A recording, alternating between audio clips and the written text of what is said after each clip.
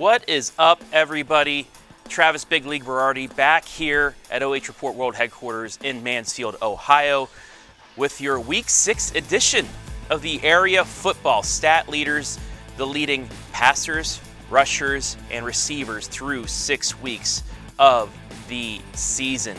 We're finally looking at some playoff pictures, at some conference championship pictures as teams have risen to the top of their conference standings and are trying to play for that title. And it's because of these rushers, these receivers, and these passers. And I'm not going to let us wait any longer. Let's get right into things and take a look at the area passing leaders through Week 6 of the season. First off, just like last week, Nicholas Parks of Seneca East leads the way with over 1,500 yards. 17.3 yards per completion, 17 touchdowns. Chase Ebert of River Valley, he's going to be taking on our number 3 ranked quarterback. Ebert with 1,488 yards, 14 touchdowns. He'll take on Braden DeVito with 1,473 yards just behind him and 12 touchdowns. The dual threat quarterback also 1 touchdown less rushing than he has passing, so he's doing it all this year. But DeVito right there at number 3 for the state-ranked Shelby Whippets. At number 4, Nathan Bernhard. He needed a rushing touchdown in triple overtime to defeat Madison, but he's also doing it through the air, just 2 yards short of 1,411 touchdowns. Western Reserve's Hayden Keith. It's 1,373 passing yards on 81 completions for 14 touchdowns. They had a big win over St. Paul. They have an even bigger game coming up on Friday against Monroeville. The winner of that one could very well be the Firelands Conference champion. Another leader in the Northern 10, but right there with Nicholas Parks and Seneca East, is Ben Bogner in Mohawk. A yard over 1,200 yards passing, 18 touchdowns for the Mohawk Warrior. Harding's Connor Pennington at 7 with 1,175 yards. Right behind him, Cale Lewis of the state number 3 team in Division 7, the Hillsdale Falcons, 1,164 yards and 14 touchdowns.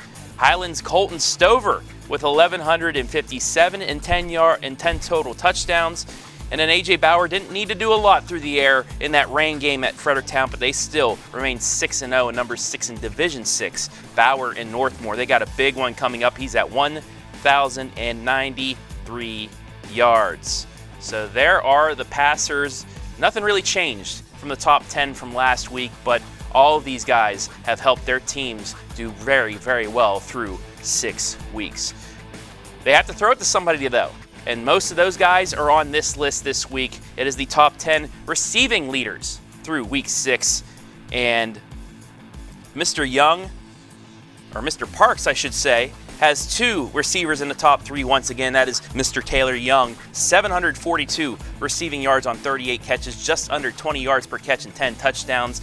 His teammate Bryler Beamer right there, now over 500 yards receiving, 4 touchdowns. But in between, you got that Mohawk Warrior also sitting at the top of the N10. Kane Heyman, 656 receiving yards and 9 touchdowns.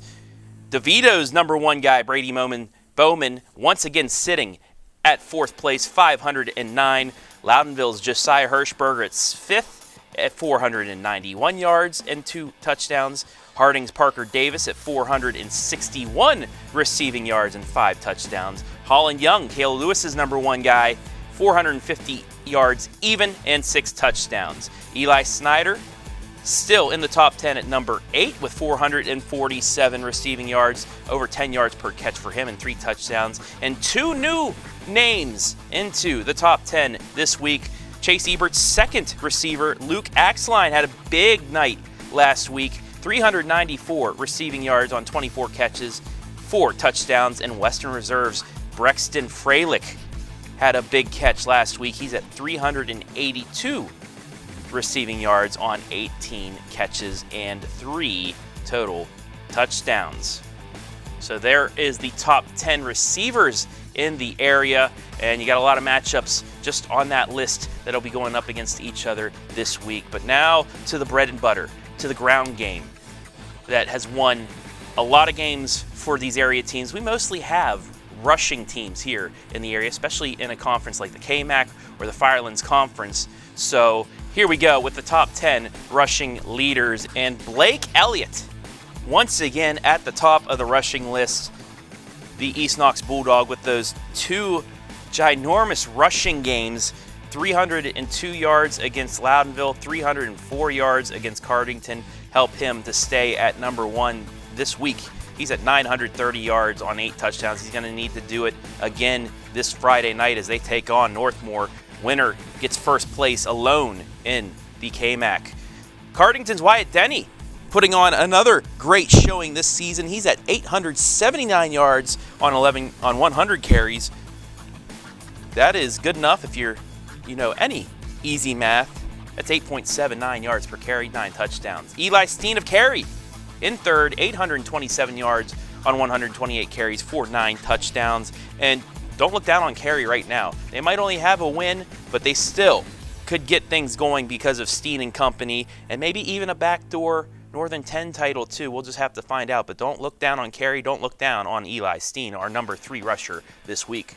At number 4, the athlete out of Ontario, Bogpin Miller, 827 yards on 82 carries, 8 touchdowns. The dual threat quarterback at Monroeville also right there. Number 5, Evan Benfer for the number 1 team in the Firelands Conference alongside Western Reserve. Like I said, they have a big one against each other this Friday night to determine the front runner in the Firelands Conference.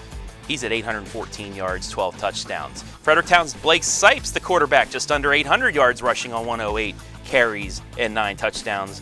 Winford's running back Anthony Evans at 789 yards and 8 touchdowns. Colonel Crawford's Connor McMichael right behind him at 728 and 12 touchdowns. And the quarterback from Shelby, like I said earlier, he had 12 passing touchdowns. He's got 1 less rushing touchdown. 23 total scores for Braden DeVito. He has 703 yards rushing. And Bogpin Miller's backfield partner, Mason Van Tilburg, at 682 yards rushing and 10 touchdowns.